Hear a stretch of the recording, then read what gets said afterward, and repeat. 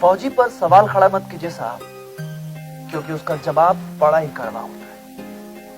आप जज्बात में आकर जिस तराजू पे हमें पैसों से तौलते हो, उस जज्बे और जज्बात का वजन आपके बटखरे से कहीं ज्यादा होता है। आप कहते हैं कि फौजी फ्री में काम थोड़ी कर रहे हैं, पैसे मिलते हैं। आप कहते हैं कि देश सेवा फ्री में नहीं हो सकती। आप कहते हैं कि फौजियों की कीमत होती है।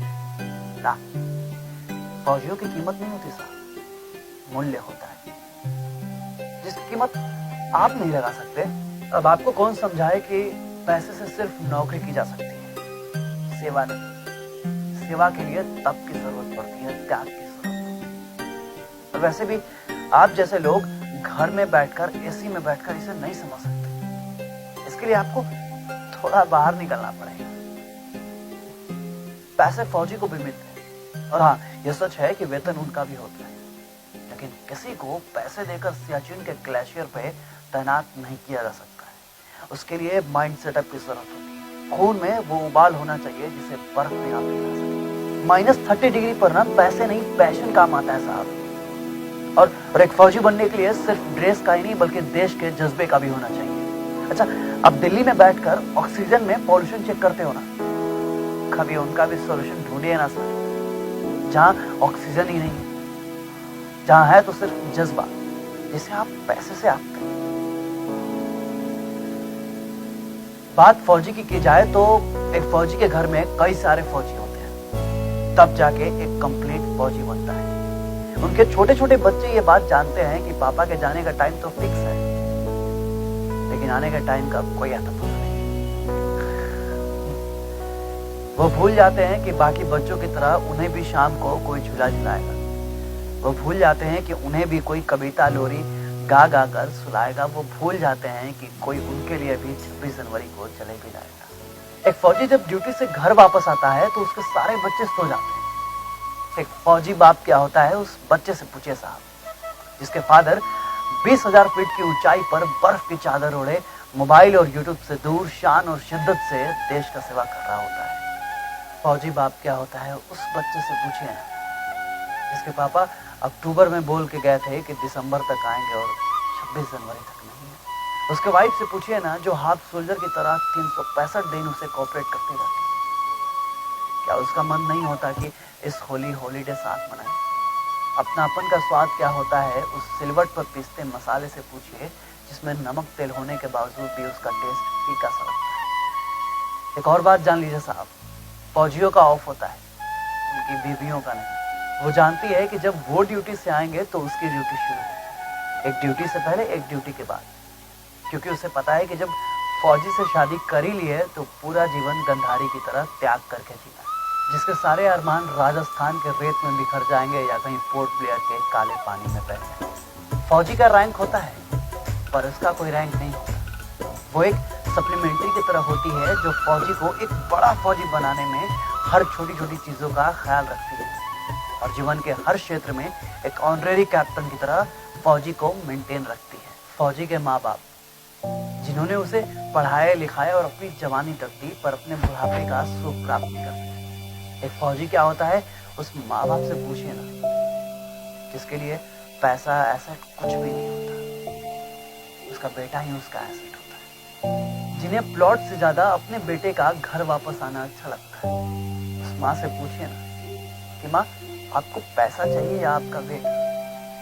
उस माँ से जरूर पूछिए कि माँ, लोग चंदे में 51 रुपए नहीं दे देते और तुमने अपने बेटे का जीवन दान इस देश के लिए दिया। कैसे? पूछिए। उस माँ से जरूर पूछिए कि माँ, तू कब खुश होती है, जब पैसा आता है या फिर तेरा बेटा?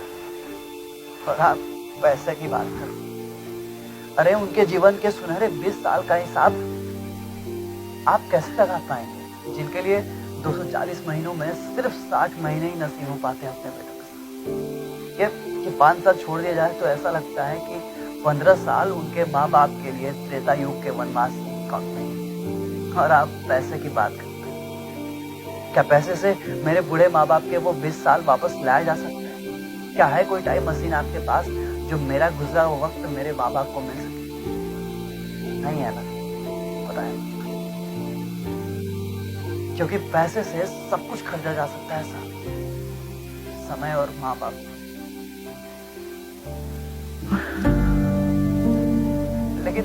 लेकिन मैं आपको क्यों बता रहा हूँ? क्यों?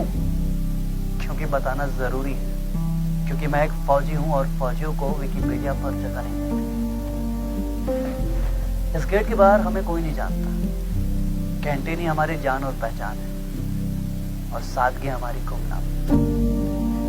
19 साल का किशोर जब फौजी बनता है ना, तो देश का जवान हो जाता है। मैं 25 दिसंबर को इसी भारत की मिट्टी में जन्म लिया और अपनी जिंदगी के 19 साल अपने माँ बाप को देने के बाद खुद को भारत की मिट्टी को सौंप दिया।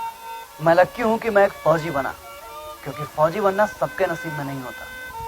जिंदगी के एक बड़ा पड़ाव पार करने के बाद घर वालों ने एक सुंदर सी कन्या देखी और मेरी शादी 8 दिसंबर 2019 को फिक्स कर दी। घर वाले, रिश्तेदार और पूरा भरतपुर नाचा था मेरी शादी में, और हम भी।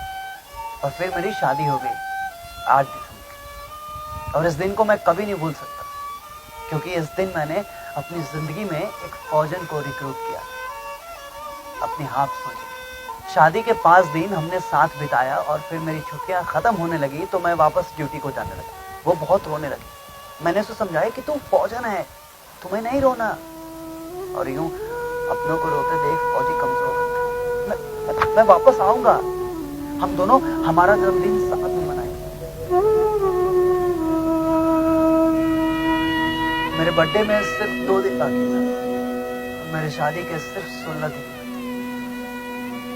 कुपवाड़ा का वो 23 दिसंबर, जब मैंने महसूस किया कि मेरे शरीर के अंग मुझसे दूर जा रहे हैं।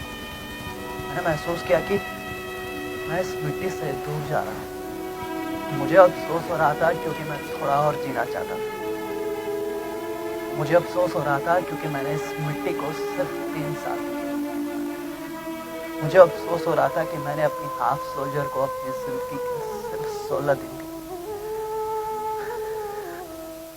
जिसे 16 दिन पहले 7 जन्म साथ रहने की कसमें खाई थी, उसे मैं अकेले छोड़े जा रहा था। मुझे अफसोस था कि 22 साल की उम्र ज्यादा नहीं। मैं जाते जाते किसी को रुलाना नहीं चाहती, पर मेरे माँ बाप का क्या, मेरे छोटे भाई का क्या, और इन भरतपुर वालों का क्या, जो 16 दिन पहले मेरी शादी में खूब नाचे। मुझे इन सभी बातों का अफसोस हो रहा था। अफसोस सिर्फ एक बात का नहीं कि मैं मर नहीं रहा, शहीद हो रहा।